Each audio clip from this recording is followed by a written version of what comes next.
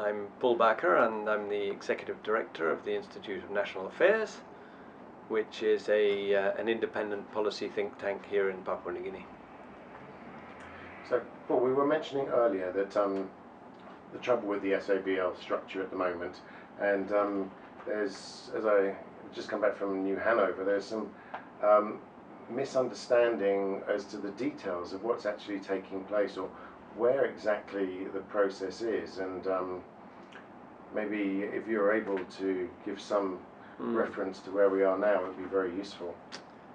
Yes, the SABLs came in as a mechanism, basically, ostensibly to secure land for agricultural developments and some other business developments in urban areas, but in reality they are largely a mechanism to secure forest resources through, if you like, a back door, a mechanism to avoid all the processes of trying to secure first an FMA and over the resource, and then a timber permit.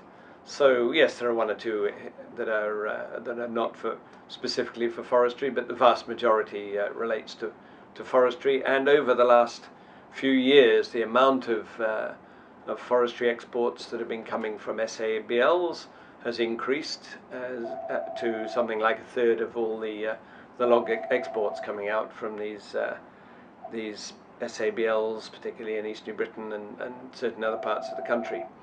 So they really started in the mid-1990s, the mid-2000s, and progressively over the next few years, something of the order of a bit over 5 million hectares were allocated under these SABLs, ranging from relatively small ones of a few hundred or a few thousand hectares to the vast ones. There's one down in Western Province that's sort of around the 1 million hectare mark, so pretty vast areas, clearly far, far, far larger than you'd ever have forestry projects, than you'd ever have as genuine agricultural projects, because what do we have in the country now under oil palm? There's something like, whatever it is, 40,000 hectares of oil palm estate, say, with New Britain Palm Oil, a little bit more with some other companies, and with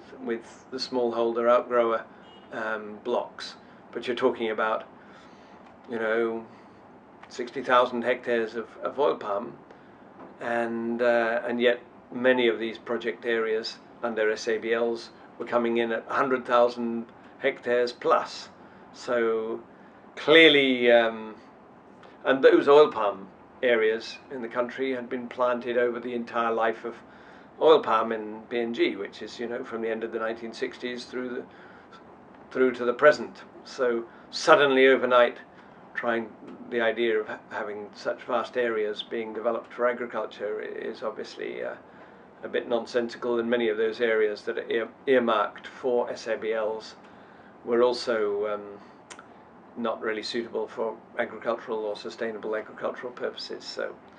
So these were very much deals that were struck behind the doors of the landowners, or just with the consent of a certain selected number of the landowners, and without the free and informed consent of the majority. So it's a bit of a rush job. Some of it, as I say, with the objective of accessing timber using the land legislation, but in some cases more speculative.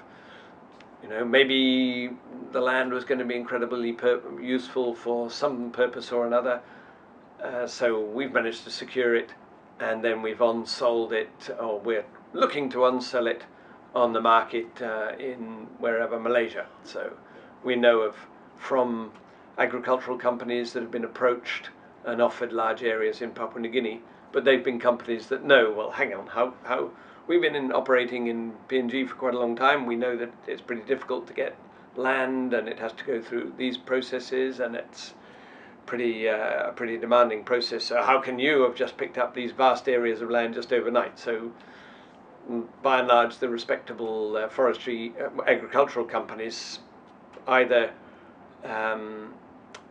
scoffed at it and sort of steered away, or in some cases companies that I'm aware of that didn't really know Papua New Guinea very much, but were big agricultural companies, including companies out of China.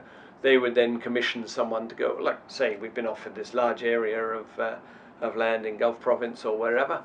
Can you tell us a little bit more? And they'd go and commission people to do some sort of due diligence, obviously on the legitimacy of the whole process, as well as on the suitability for agriculture. And by and large, again, more experienced and responsible agricultural companies then said, oh, sorry, we're not going to touch that one with a yardstick. That would be, because by and large, if you're a legitimate type operation, if you don't go through the correct processes in the first place, it's going to end up biting you sometime down the line.